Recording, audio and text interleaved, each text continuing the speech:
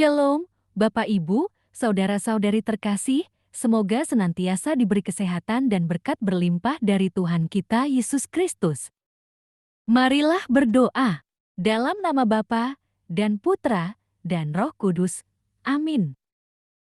Ya Tuhan, puji dan syukur kami boleh mendengarkan dan merenungkan firman-Mu. Semoga kami dapat menjalankan kehidupan kami sesuai dengan firman-Mu. Amin. Renungan Harian Katolik, Sabtu 16 April 2022, bacaan Injil, Lukas 24, 1 sampai dengan 12. Inilah Injil suci menurut Lukas. Tetapi pagi-pagi benar pada hari pertama minggu itu, mereka pergi ke kubur, membawa rempah-rempah yang telah disediakan mereka. Mereka mendapati batu sudah terguling dari kubur itu, dan setelah masuk, mereka tidak menemukan mayat Tuhan Yesus. Sementara mereka berdiri termangu-mangu, karena hal itu, tiba-tiba ada dua orang berdiri dekat mereka, memakai pakaian yang berkilau-kilauan. Mereka sangat ketakutan dan menundukkan kepala, tetapi kedua orang itu berkata kepada mereka, "Mengapa kamu mencari Dia yang hidup di antara orang mati? Ia tidak ada di sini, Ia telah bangkit. Ingatlah apa yang dikatakannya kepada kamu ketika ia masih di Galilea, yaitu bahwa Anak Manusia harus diserahkan ke tangan orang-orang berdosa dan disalibkan, dan akan bangkit pada hari yang ketiga." Maka teringatlah mereka akan perkataan Yesus itu. Dan setelah mereka kembali dari kubur, mereka menceritakan semuanya itu kepada ke-11 murid dan kepada semua saudara yang lain. Perempuan-perempuan itu ialah Maria dari Magdala dan Yohana dan Maria ibu Yakobus. Dan perempuan-perempuan lain juga yang bersama-sama dengan mereka memberitahukannya kepada rasul-rasul. Tetapi bagi mereka, perkataan-perkataan itu seakan-akan omong kosong dan mereka tidak percaya kepada perempuan-perempuan itu. Sungguh pun demikian Petrus bangun, lalu cepat-cepat pergi ke kubur itu. Ketika ia menjenguk ke dalam, ia melihat hanya kain kapan saja. Lalu ia pergi, dan ia bertanya dalam hatinya apa yang kiranya telah terjadi. Demikianlah Injil Tuhan. Terpujilah Kristus. Renungan Injil. Percaya kuasa kebangkitan. Ketika mengakhiri hidupnya, Yesus berkata, "Ya Bapa, ke dalam tangan-Mu kuserahkan nyawaku."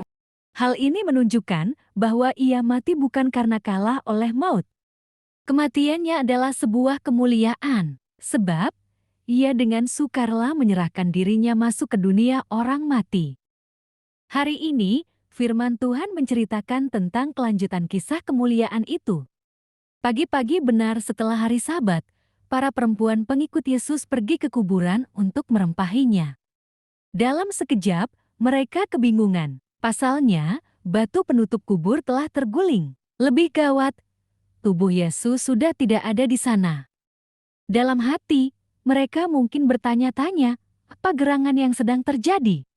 Kemudian, dua orang dengan pakaian berkilauan malaikat datang. Mereka memberitahukan bahwa Yesus telah bangkit dari kematian.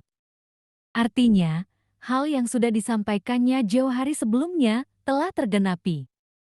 Ketika akhirnya mereka ingat dan tersadar akan hal itu, segeralah mereka memberitahu para murid dan pengikut yang lain. Para murid tidak mempercayai mereka.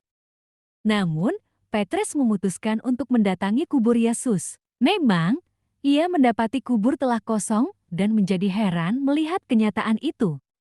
Peristiwa Paskah menunjukkan bahwa tidak ada kuasa yang melebihi kuasa Allah.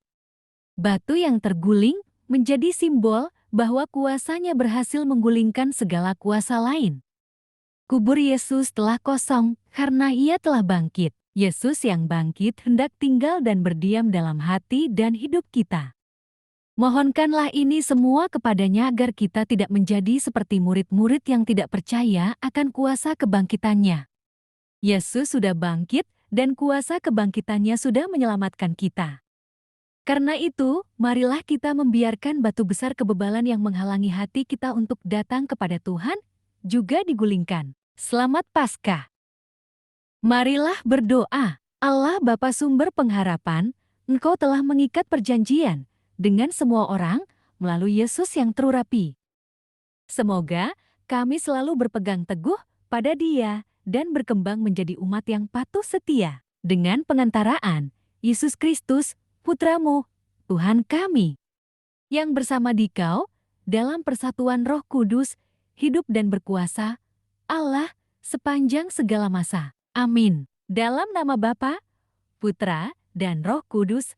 Amin.